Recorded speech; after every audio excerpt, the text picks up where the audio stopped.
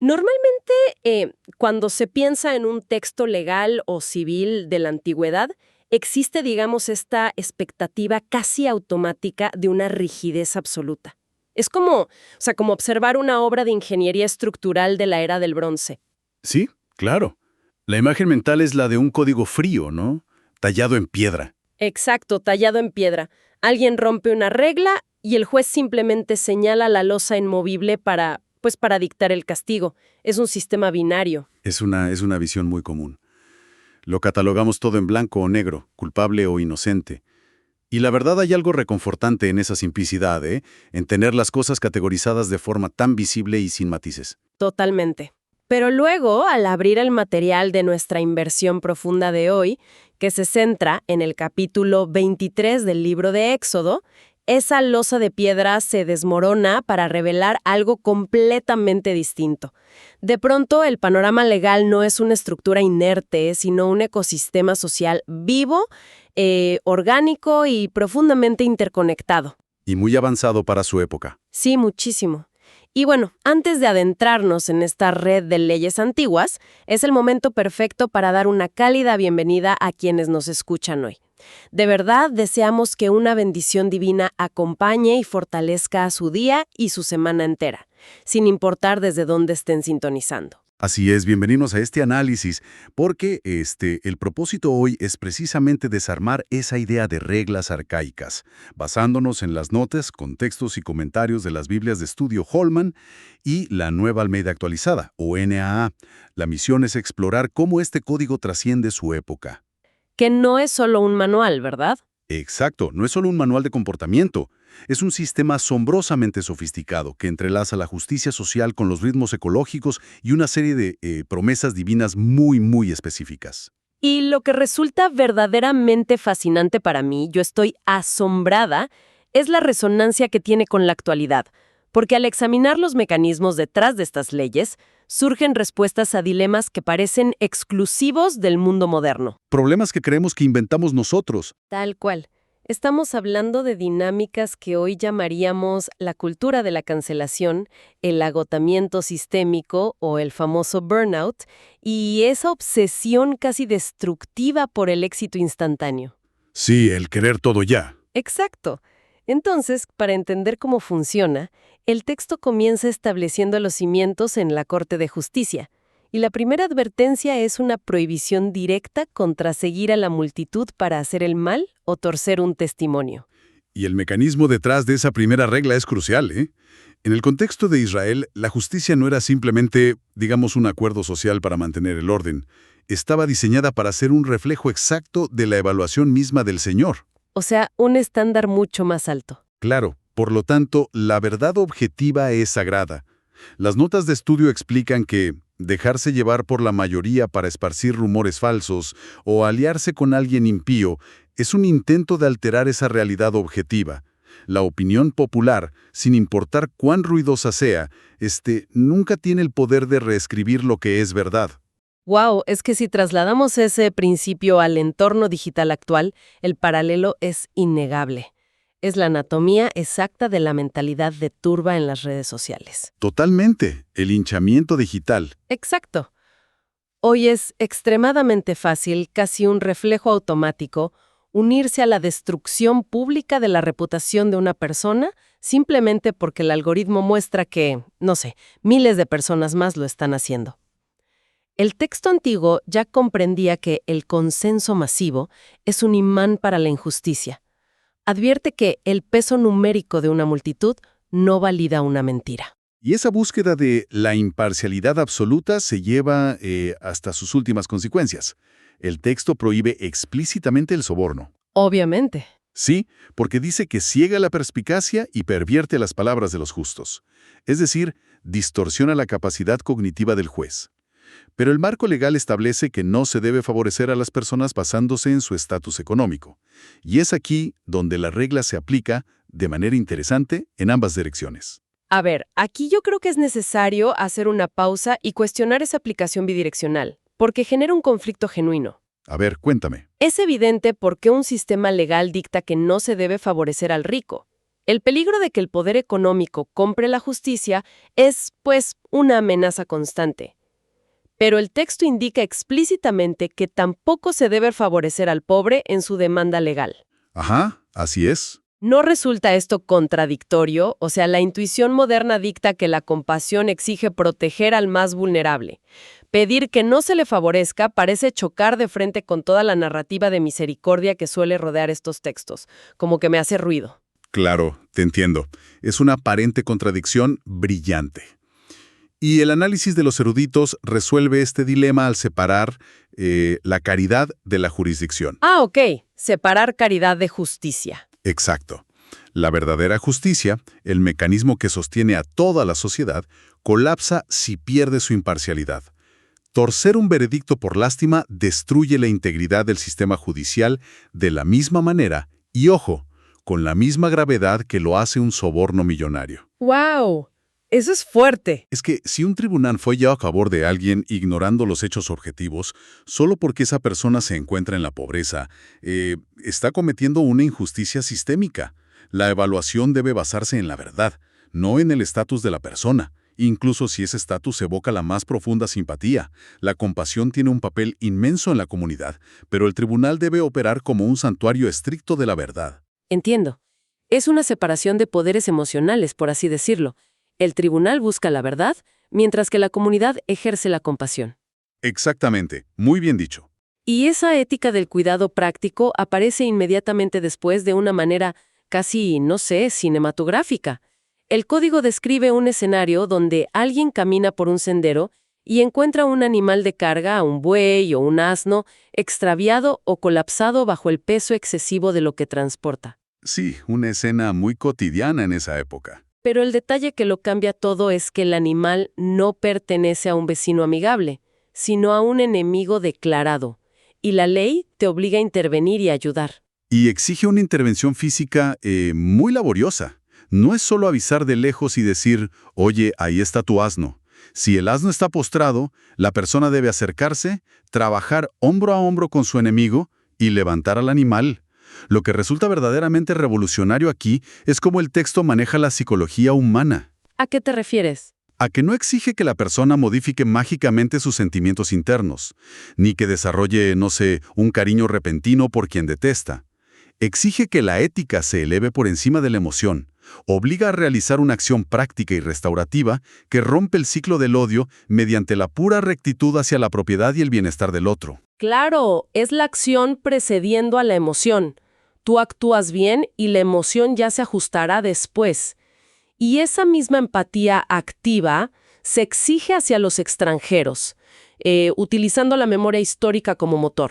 Sí, la orden de no oprimir al forastero. Ajá, que se justifica recordando que la propia nación experimentó la vulnerabilidad de ser extranjera en Egipto. Pero lo asombroso de este ecosistema es que la red de protección no se limita a las interacciones humanas o al rescate de animales en el camino. Se infiltra en la tierra misma y en la estructura fundamental del tiempo. Y esa expansión de la ética nos introduce en las leyes del descanso, que es un tema fascinante, específicamente el diseño del año sabático y el séptimo día de la semana. Uy, y es en este punto donde el contraste con la mentalidad contemporánea es abismal. Totalmente. La sociedad actual está inmersa en lo que a menudo se llama la cultura del ajetreo, el famoso hustle culture. Una maquinaria que glorifica la producción ininterrumpida, donde detenerse es sinónimo de fracaso. Frente a esto, el código antiguo impone una detención total y universal. Instituye lo que podríamos imaginar como el primer sistema de tiempo libre obligatorio. Vacaciones pagadas universales casi. Exacto. Pero su diseño no está pensado para el confort de las élites o de los reyes, sino diseñado quirúrgicamente para dar alivio a los márgenes de la sociedad y al propio ecosistema. Es que el mecanismo agrícola y económico detrás del año sabático es profundo.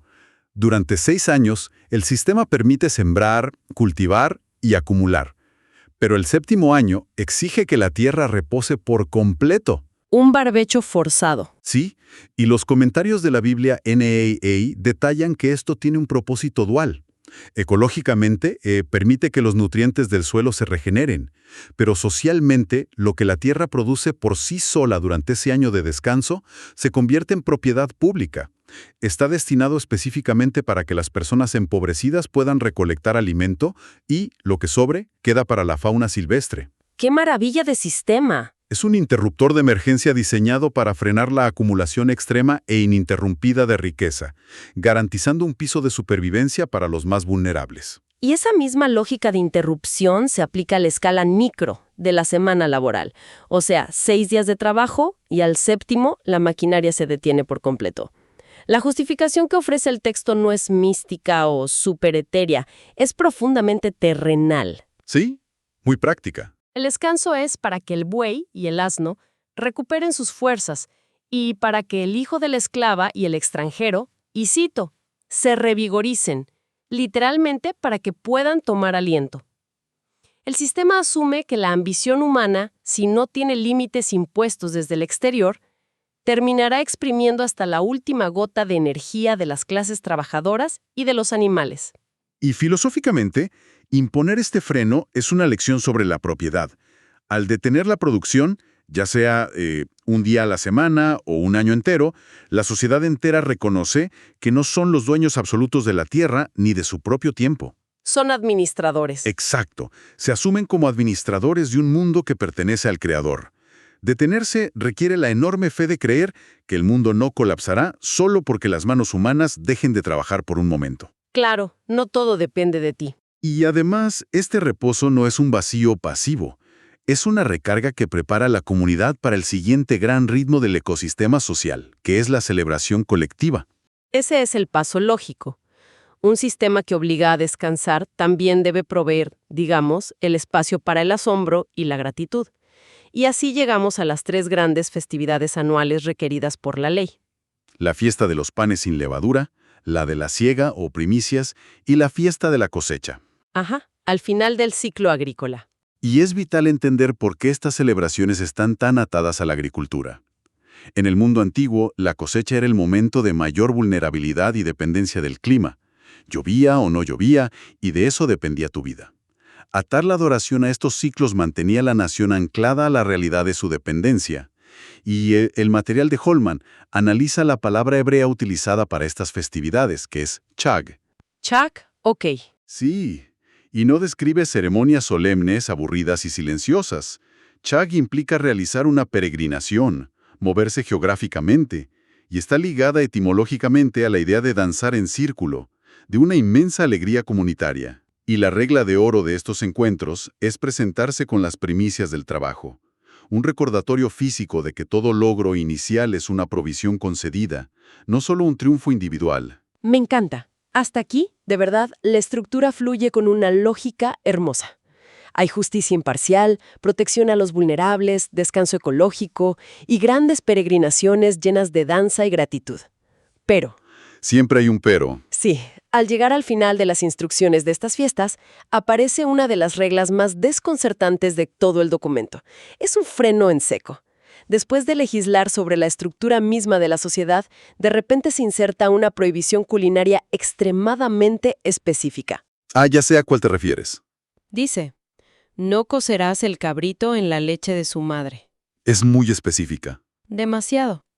Es inevitable preguntar qué hace una regla de cocina en medio de un código de justicia nacional y agrícola. O sea, parece un error de edición, ¿no crees? A simple vista parece un salto totalmente ilógico, sí, pero el análisis del texto revela que encierra tanto una advertencia histórica como un principio ético monumental. El primer nivel de comprensión, que aporta el comentario de Holman, es contextual.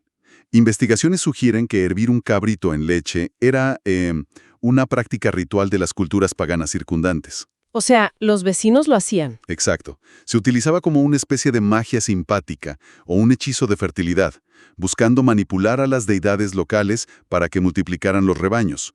Por lo tanto, prohibirlo era trazar una línea cultural firme contra la asimilación de las prácticas mágicas vecinas. Es como establecer un cortafuegos para la identidad del pueblo, evitar que las costumbres del entorno se infiltren a través de algo tan cotidiano como la preparación de los alimentos. Tal cual. un cortafuegos.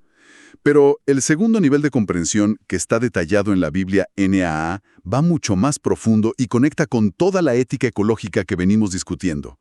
Hervir a la cría en la leche de su propia madre es una violación grotesca del orden fundamental de la naturaleza. A ver, explícame eso. Pues la leche materna es el símbolo supremo y el mecanismo biológico del sustento, el cuidado y la vida, ¿verdad? Claro, da vida. Entonces, tomar ese mismo fluido, diseñado para dar vida, y utilizarlo como el medio para cocinar a la cría muerta, es una perversión filosófica. Es cruzar una línea ética que demuestra un desprecio absoluto por el propósito de la creación. La ley establece que incluso en el acto legítimo de consumir a un animal para alimentarse, el ser humano debe mantener límites, honrar el ciclo de la vida y no mezclar la muerte con las fuentes de la vida. ¡Wow! Es una ética del consumo llevada a un nivel poético. Te enseña que tener el poder sobre la naturaleza no te otorga el derecho de profanar sus símbolos más básicos. Exactamente. Es la preparación exacta para la etapa final del texto, donde la narrativa gira hacia el futuro inmediato, o sea, el avance hacia una nueva tierra que casualmente ya está habitada por esas mismas culturas. Y aquí entramos en el terreno de las promesas y las estrategias de conquista. El texto declara que el Señor enviará un ángel por delante, un enviado que lleva el nombre y la autoridad divina, exigiendo obediencia total. Los eruditos identifican en esta sección la estructura clásica de un tratado de soberanía. Ah, el modelo del soberano y su vasallo, ¿no? Ese mero, conocido históricamente en toda esa región. Sí, para quienes nos escuchan y tal vez quieran visualizar ese concepto, un tratado de soberanía en el mundo antiguo funcionaba como un acuerdo asimétrico.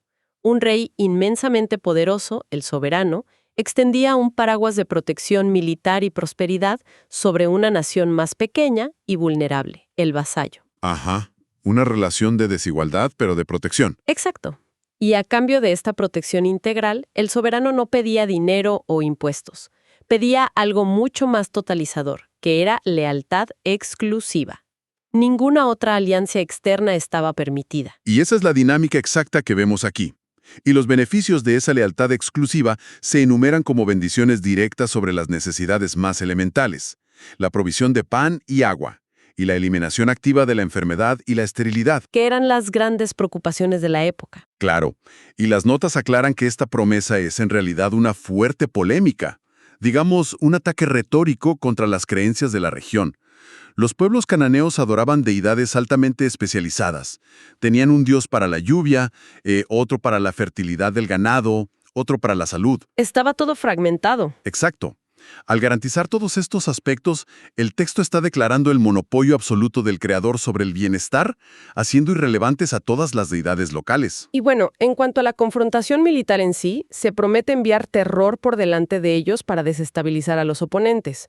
Pero también se hace mención de algo muy curioso, llamado avispas, que expulsarán a las naciones. Eran avispas literales. Bueno, la comprensión de este término requiere mirar el idioma original.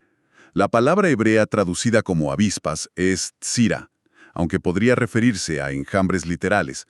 La mayoría del análisis indica que funciona en conjunto con el verbo garash, que significa ahuyentar o empujar hacia afuera físicamente. ¿Cómo expulsar? Sí, se interpreta como una forma de guerra psicológica severa, un pánico abrumador implantado en los habitantes que los lleva a abandonar sus posiciones antes de que haya un enfrentamiento físico a gran escala, y esto sucederá en un territorio inmenso, desde las costas del Mar Rojo hasta el Mediterráneo y extendiéndose hasta el Éufrates. Es una promesa gigante. Sin embargo, en medio de estas promesas de victoria épica y conquistas masivas, el texto introduce un principio operativo que resulta ser una de las lecciones más, yo diría, contraintuitivas sobre el éxito humano. El versículo 29. Ese mismo. Contiene una restricción explícita por parte del Creador respecto a los habitantes de la tierra. Dice, no los echaré de delante de ti en un solo año. El plan estratégico es que el avance se dará poco a poco. Y mira, ese poco a poco es la clave de bóveda para entender la sustentabilidad de todo el proyecto. Es que rompe completamente con la ambición humana natural. O sea, cuando alguien tiene un objetivo o lanza un nuevo proyecto, el deseo innato es la dominación inmediata. Queremos que el éxito ocurra de la noche a la mañana. Sí, la gratificación instantánea. Totalmente. En el mundo de la tecnología, por ejemplo, existe el concepto del lanzamiento por fases o el phased rollout Ah, sí, claro. de usuarios en un solo segundo, porque los servidores pues colapsarían instantáneamente. Si el crecimiento comercial o la adopción de un producto superan la capacidad de la infraestructura interna para soportarlo, la empresa no triunfa, implosiona bajo su propio peso. Y aquí, en la antigüedad, vemos la misma advertencia sobre la escala y la velocidad. Es una analogía perfecta. Y el comentario de Holman explica maravillosamente el porqué de esta lentitud deliberada. El avance escalonado no es una muestra de debilidad o una limitación del poder divino. Es un mecanismo de pura gracia y autopreservación. Para no implosionar, como decíamos. Exacto. El texto mismo lo argumenta. Si los enemigos fuesen borrados del mapa en un solo instante, vastas porciones de la tierra quedarían inmediatamente desoladas. Las ciudades conquistadas estarían vacías. Y el problema central ahí es demográfico. La población israelita, en ese punto exacto de la historia, no era lo suficientemente grande como para ocupar simultáneamente cada región, mantener la enorme infraestructura agrícola que los cananeos dejarían atrás y cultivar todos los campos de golpe. Faltaban manos, básicamente. Y el vacío siempre atrae algo para llenarlo. Sin la presencia humana constante gestionando el entorno, la naturaleza salvaje reclama el territorio. El texto advierte que las fieras del campo se multiplicarían rápidamente sin control humano y terminarían convirtiéndose en una amenaza letal para la incipiente nación. Sería un desastre. Claro, si recibían la herencia completa antes de tener el tamaño y la madurez para administrarla, el regalo mismo se convertiría en su sentencia de muerte. El crecimiento tenía que ir a la par del desarrollo de su capacidad operativa. Es fascinante ver cómo todo el sistema se entrelaza. O sea, empezamos analizando una supuesta losa de reglas frías, y el viaje ha revelado un profundo nivel de sabiduría institucional. Un orden social que pueda sostenerse a sí mismo requiere que los tribunales operen con una imparcialidad clínica, inmunes a los sobornos de los ricos y a las emociones provocadas por los pobres. Sí, y exige mecanismos institucionales para el descanso que pongan un freno a la acumulación infinita y, protejan la salud de la tierra y de los individuos más exhaustos. Requiere además el establecimiento de límites éticos severos que honren la santidad de la vida, recordando que el consumo tiene fronteras que no deben cruzarse por capricho, como lo de no hervir al cabrito. Totalmente. Y quizá lo más desafiante en una era de velocidad asfixiante como la nuestra, requiere la madurez estructural de aceptar que el crecimiento sostenible debe ocurrir a un ritmo administrable. Todo está diseñado para prevenir el colapso. Así es. Y ese concepto de avance controlado nos deja con un pensamiento final bastante provocador. Si lo sacamos del antiguo desierto y lo aplicamos al desarrollo más vertiginoso del mundo contemporáneo. Como la inteligencia artificial, por ejemplo. Exacto. La expansión de la inteligencia artificial. Hoy en día, las grandes corporaciones y las naciones están en una carrera desesperada por conquistar el dominio tecnológico en un solo año, lanzando sistemas inmensamente poderosos al tejido social sin freno alguno. Ignoran por completo la antigua sabiduría del poco a poco. Es verdad. Y uno tiene que preguntarse, ¿no? Al desplegar esta infraestructura de éxito instantáneo, antes de que la sociedad tenga la madurez ética y legal para administrarla, ¿cuáles serán las nuevas fieras del campo que se multiplicarían en los espacios desolados de nuestra civilización? ¡Wow! ¡Qué gran pregunta! Porque a veces, la lentitud que tanto frustra no es un retraso, es la infraestructura que sostiene la supervivencia. Todos solemos pedirle a la vida victorias rápidas e inmediatas. Pero, si obtuvieras todo lo que deseas de golpe el día de hoy, ¿qué fieras salvajes tomarían el control de tu vida por falta de capacidad para administrar ese éxito repentino? Es una pregunta que definitivamente exige una profunda reflexión sobre cómo construimos el futuro, tanto a nivel sociedad como a nivel personal. El proceso, con todas sus pausas y restricciones, a menudo resulta ser el verdadero escudo protector. Exactamente. Pues con esa imagen cerrando el círculo de este antiguo ecosistema legal, damos por concluida esta inmersión profunda. Ha sido un viaje verdaderamente revelador y apreciamos enormemente el tiempo que han dedicado a explorar estos conceptos con nosotros. Dios bendice a todos los oyentes.